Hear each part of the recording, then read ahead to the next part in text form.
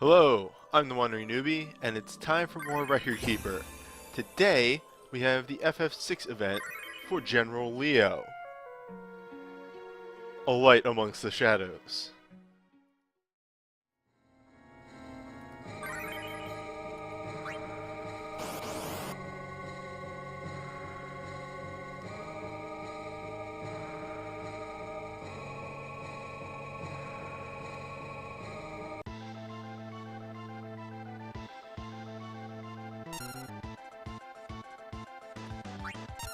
Had to think there for a moment.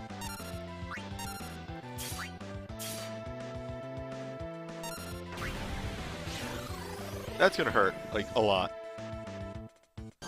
Okay, maybe not as much as I thought it was.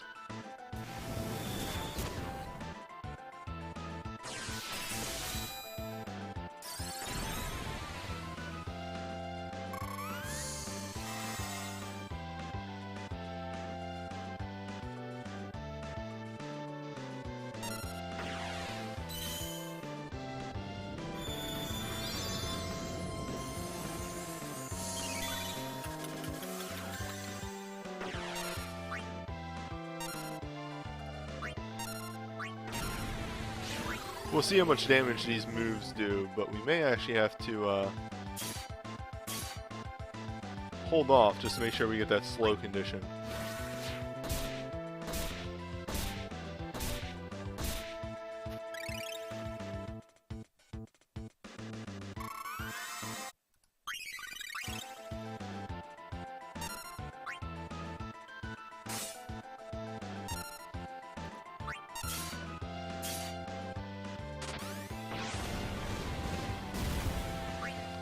I would have liked to have fit a Sloga into this, but I'm working with the gimmick of only FF6 characters and so on and so forth. I couldn't actually work it in too well, but, you know, that's alright overall.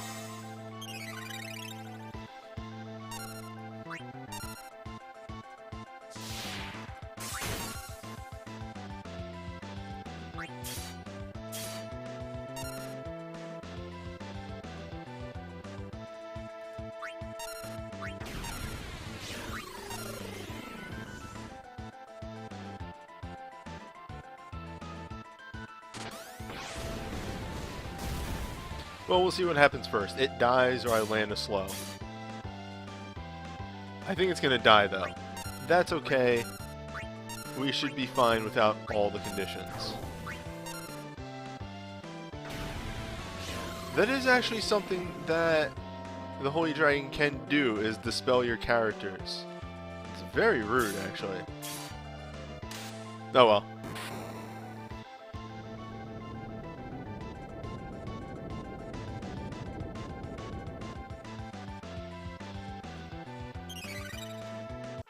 We'll be fine as long as we perfect the next fight.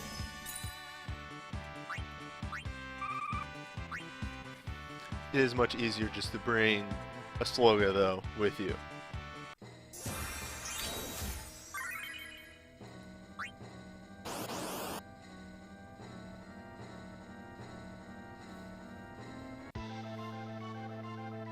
Now, get ready for an annoyingly long, drawn-out fight for a lot of the wrong reasons.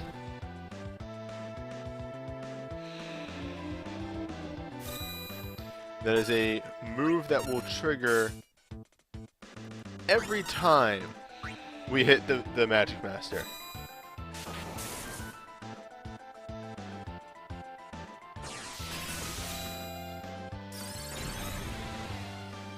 As such, to save myself a bit of annoying to even on Steel Power.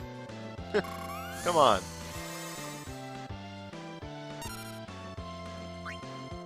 Save myself a bit of a headache. I'm gonna do very big hitting moves. Other than our decreasers.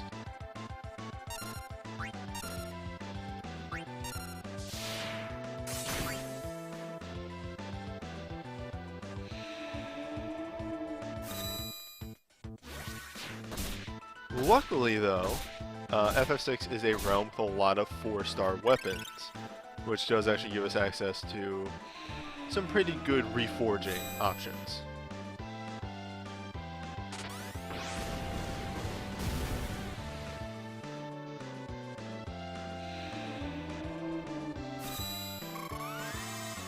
Better get used to that sound effect.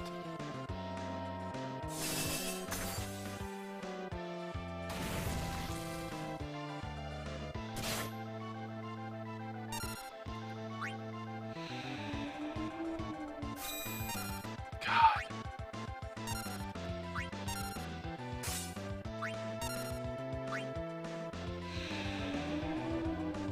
Berserk does prevent the barrier change from happening, which is a good option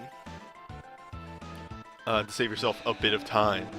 But frankly, all it does is, well, it stops the barrier change, it does stop spells, which I found the spells easily preventable, so decided to just forego the Berserk. It wasn't a condition, so...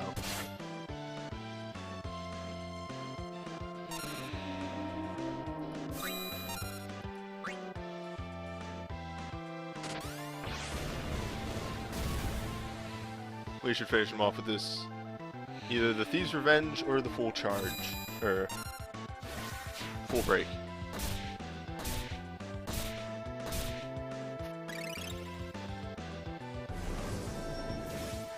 He does finish the fight with an Ultima, but if you have properly broken him and mitigated yourself, it should not deal too much damage.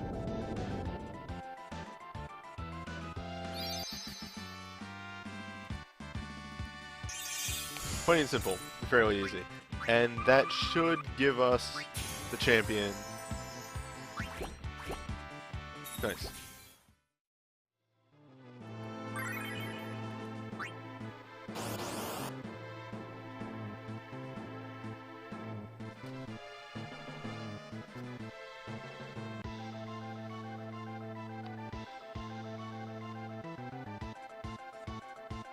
Even the game right there tells you, hey, just focus your attacks on Inferno. It's a way better choice.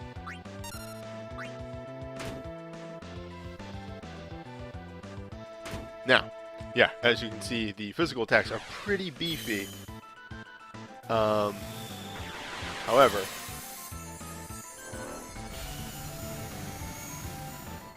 with two sets of breakdowns and a taunt, we should take extremely reduced damage.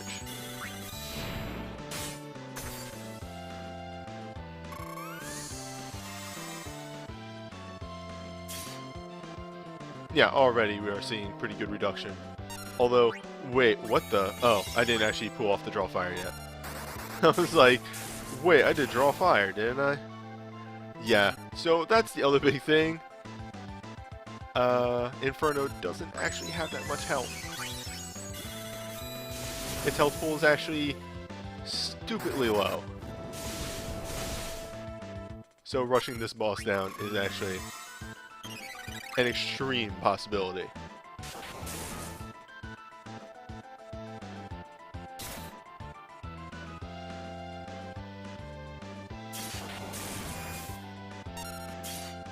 It does counter physical attacks, so you don't want to go too hard in the physical category. But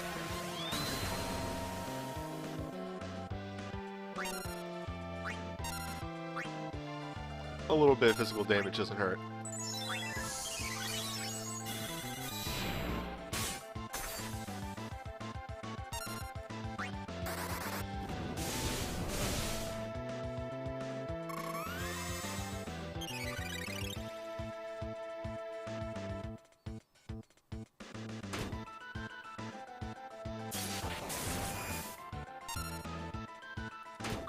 We're actually just going to pass on Maul because this boss is almost dead anyway.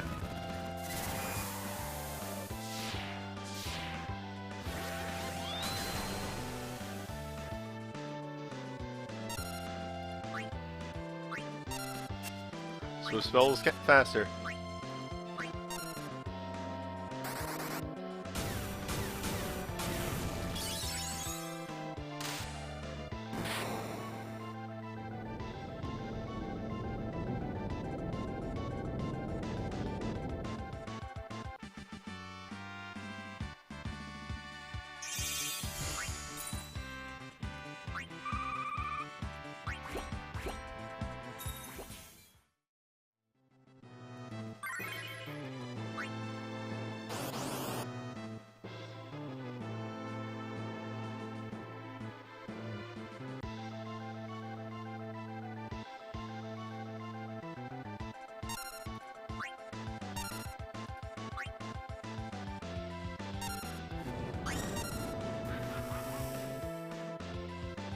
So yeah,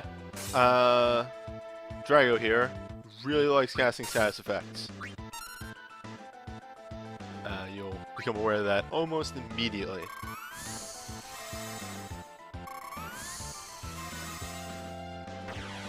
The biggest threat, and might actually cause a reset, is he does a huge AoE move that does a bunch of status effects like silence and blind and stuff like that. So that may cause a reset. Luckily we have Meltdown. Just Terra doing a Meltdown. Fortunately, we have many multi-hit attacks that hits its weaknesses, so we'll probably burn through this fight extremely quickly.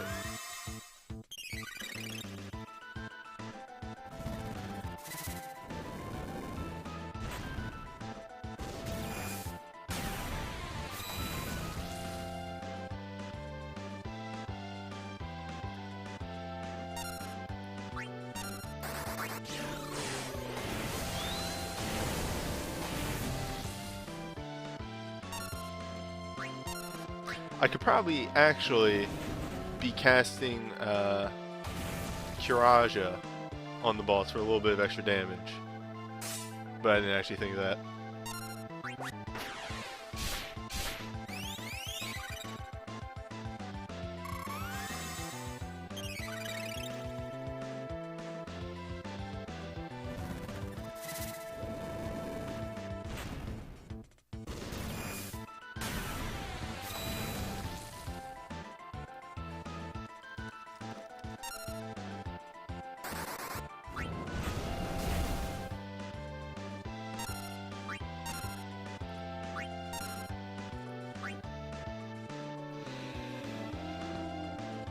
Well, that's about it. I did not expect this one. Like I said, I expected this one to be more of an RNG fight than anything.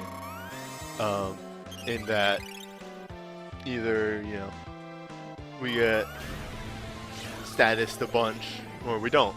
Plain and simple.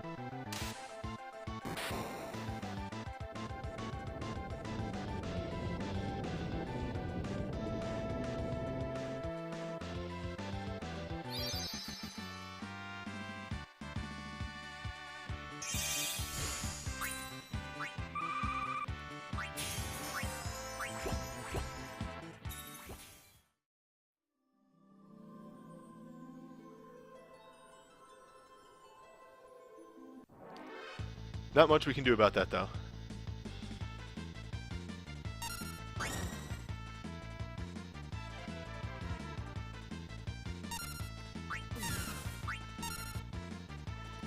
Let's go with the guys in the back, then.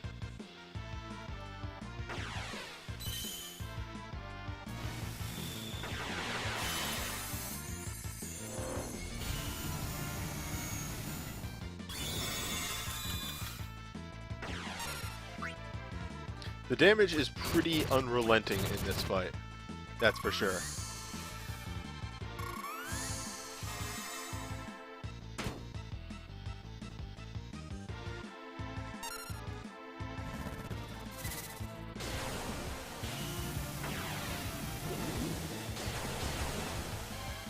Luckily, our summons deal a lot of damage, so we don't have to worry about that too much.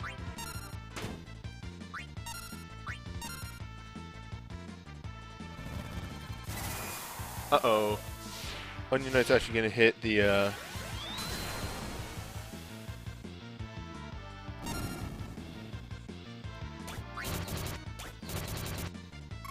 Alright, good. No counter. That's lucky.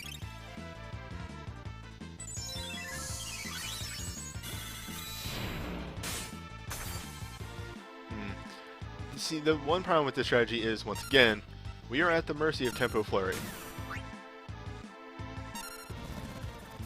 We all know how that treated us last time.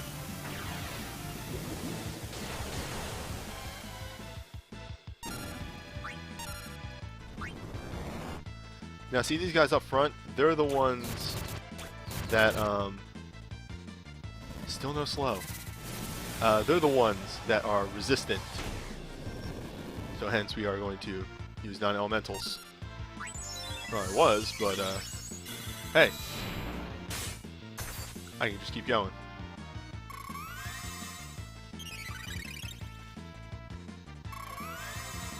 Nice, a double cast.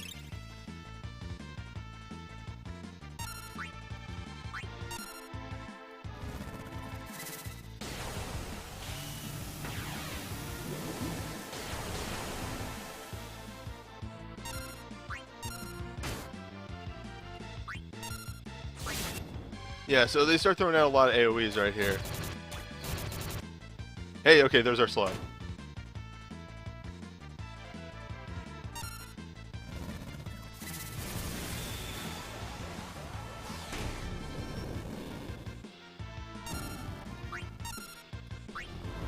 Oh, here we go, final phase.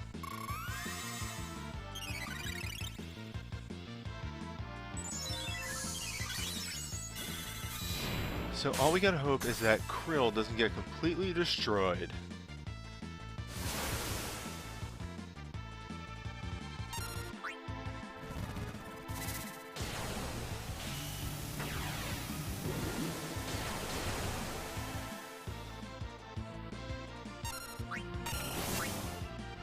Luckily, they're going for, uh-oh. Nope.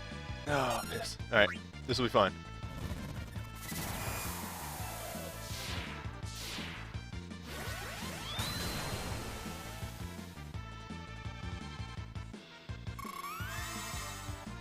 Yep, she just needs to stay up.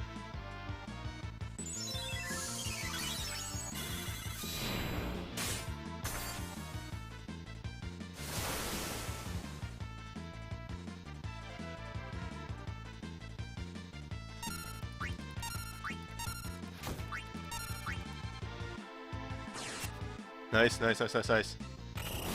Nice! Ooh, okay, there we go.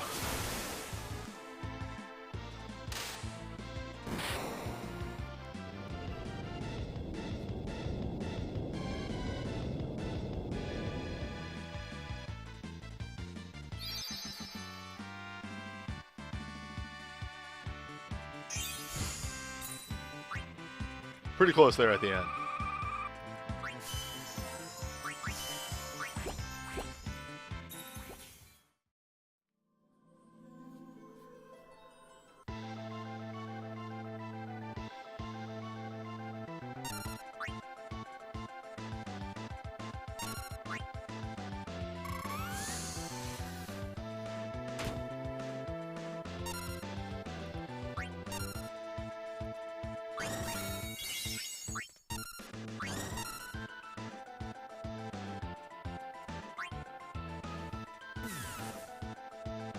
Speaking of Matchstick Laser being very strong,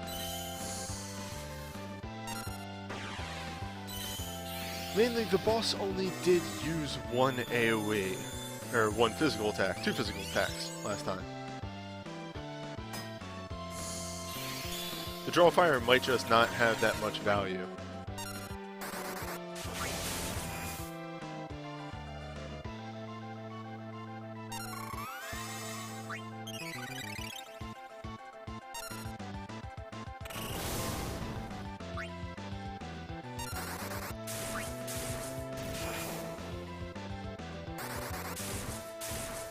Double cast definitely does have value though.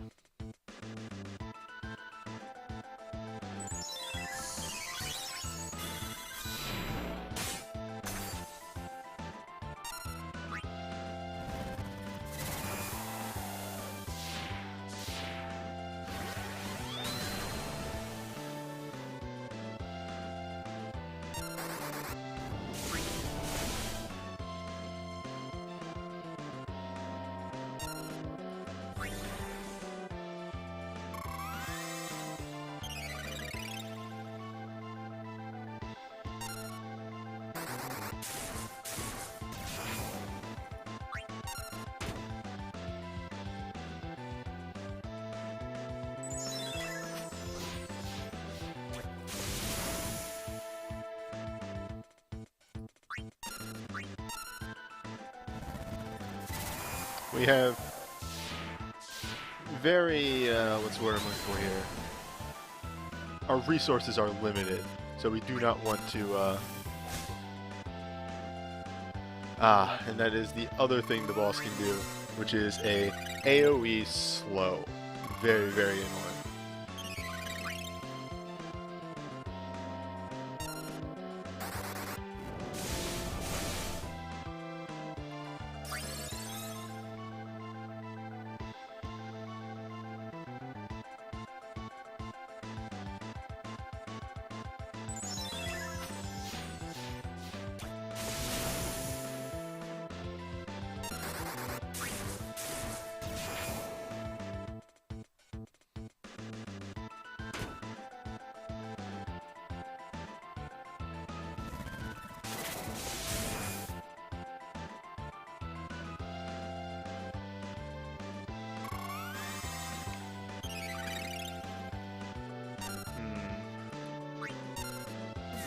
I'm worried about pacing. I'd like to say I think we'll be absolutely fine, but worried nonetheless.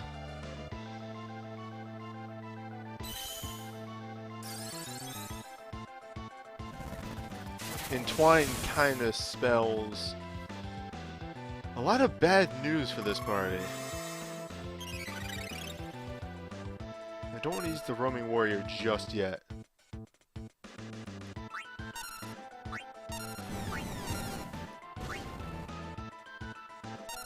Celis's default break, always a extreme boon.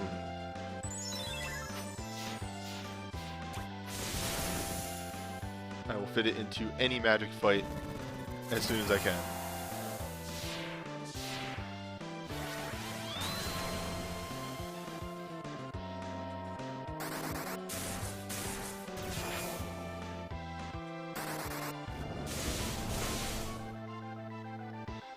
I think now is a good time to recast.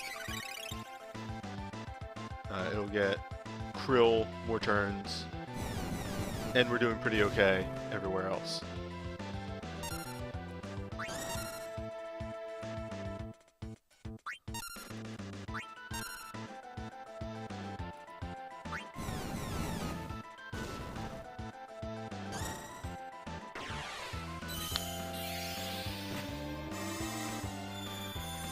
Ah, so once the first barrier is down, he can't use Entwine again. Good to know.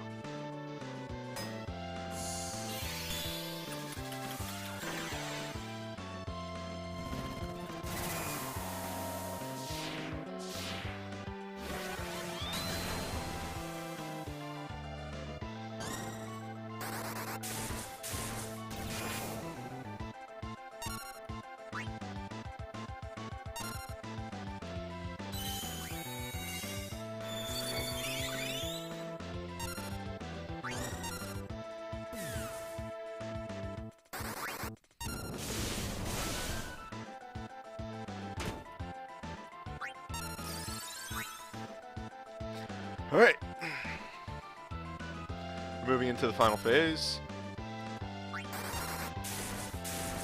I'm running a bit lowish on a lot of my magic. And it still has a third of a health bar.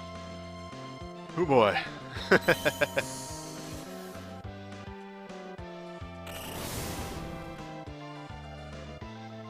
long as it doesn't start doing stuff like getting double turns, we might actually be alright.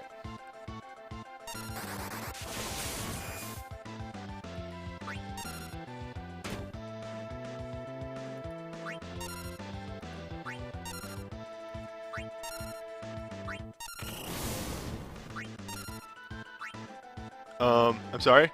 Cannon?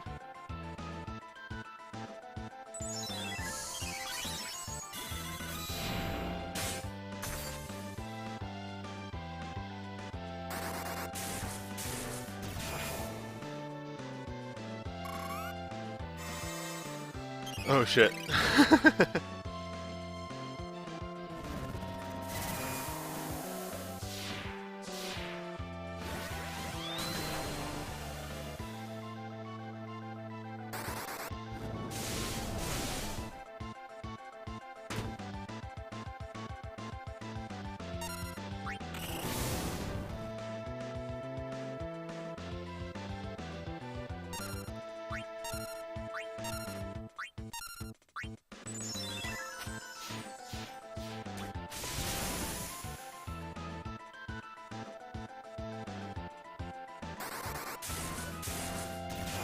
we get a double cast. Uh-oh.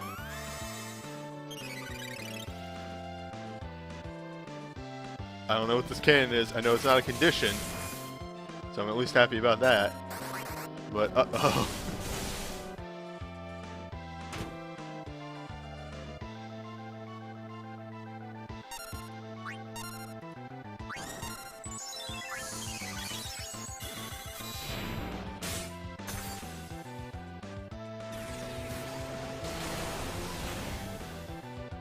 Huh.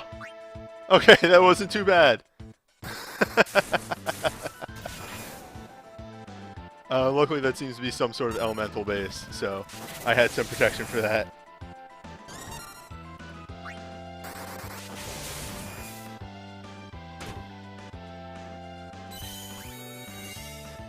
Alright, make a note. Shared Shelga, default Celis, and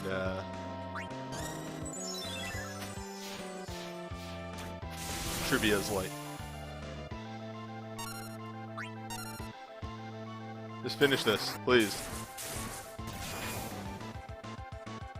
Nice.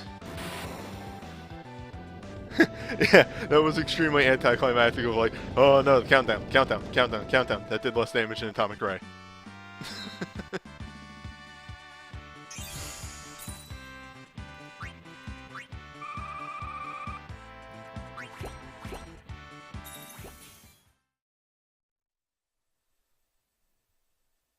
I really feel as though his Affliction Break is a big boon that is kind of needed.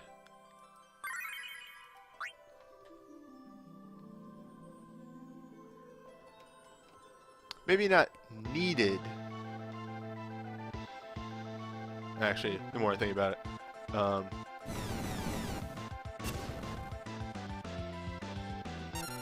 Definitely beneficial.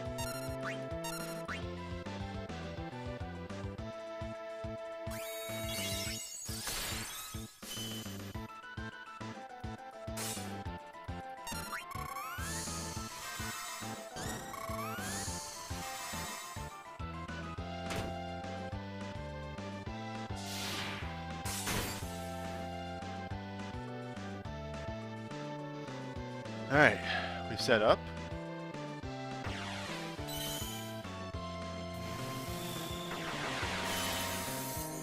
Slave Crown really like adds a hectic wrinkle to this fight.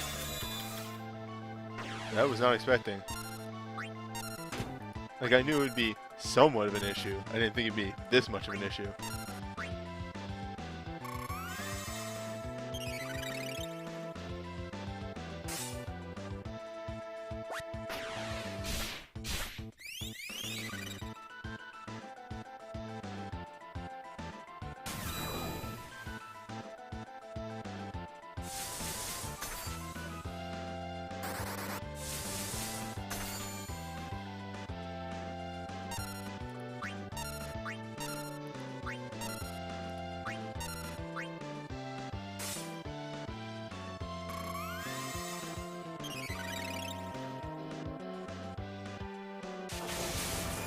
Hell yeah. Alright. Everything's coming up, newbie.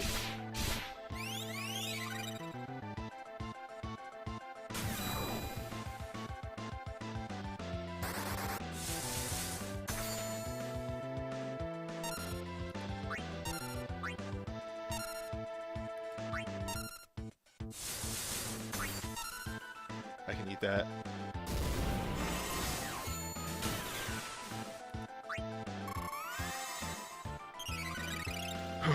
Alright.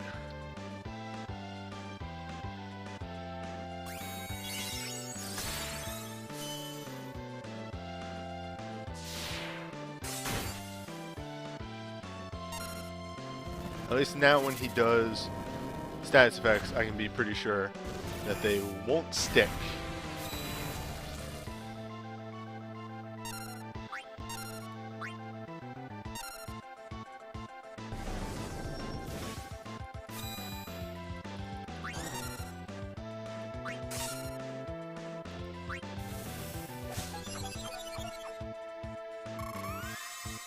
Alright, we need to get everybody's resistance boosted big time.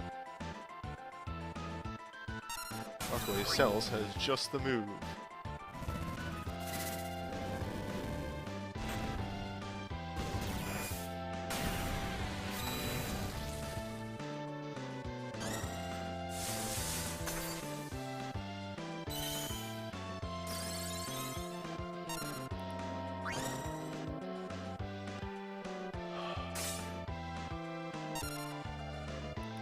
Knight, stay with me.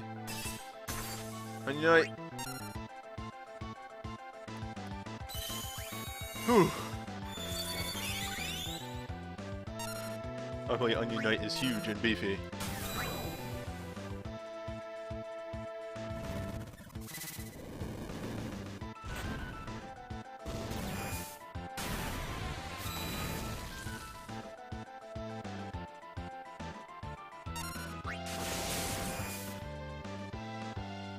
Oh, Cells' default is so good!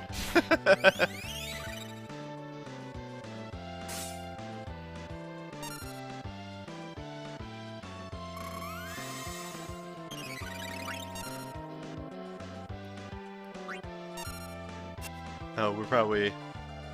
Huh?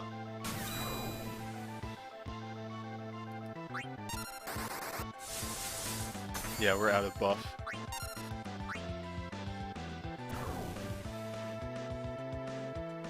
Yes, that pierces.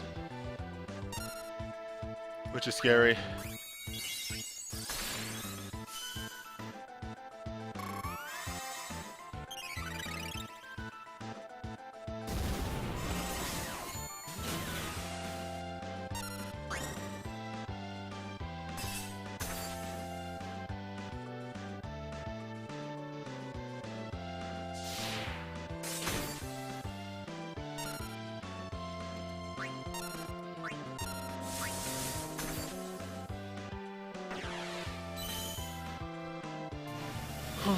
Oh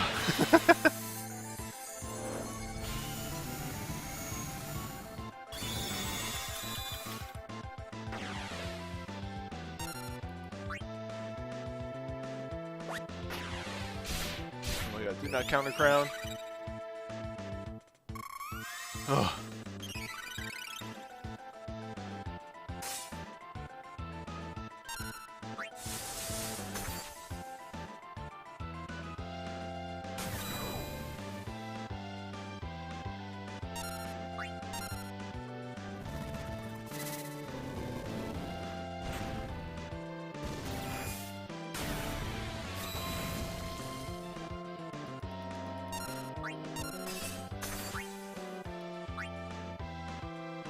Shit.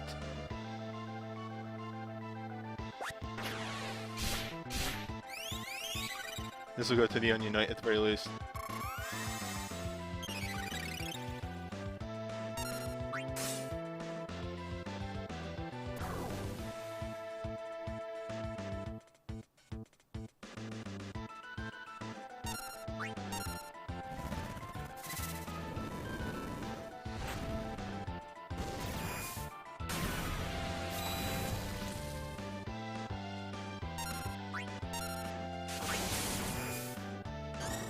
I'm not gonna get this heal off.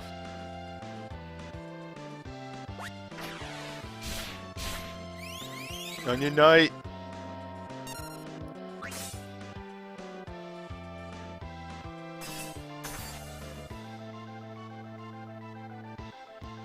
Oh god, piss.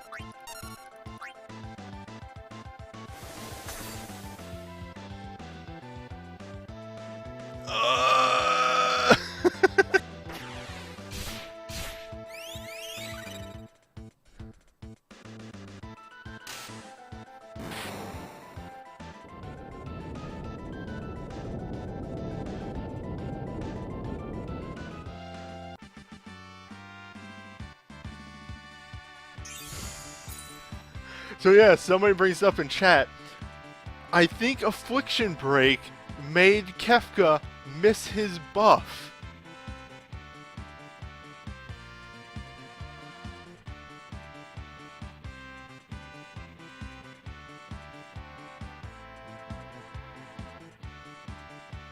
Holy shit. Fucking Affliction Break, ability of the century. Anywho, yeah, that fight is rough. You need some magic resistance for that. Celis's break was fantastic, but I couldn't recast it at the end because I was too busy trying to rush the boss down and stay recovered. Medica at the start was fantastic. But, yeah, holy crap. That is a rough fight. Oh, I'll see you next week.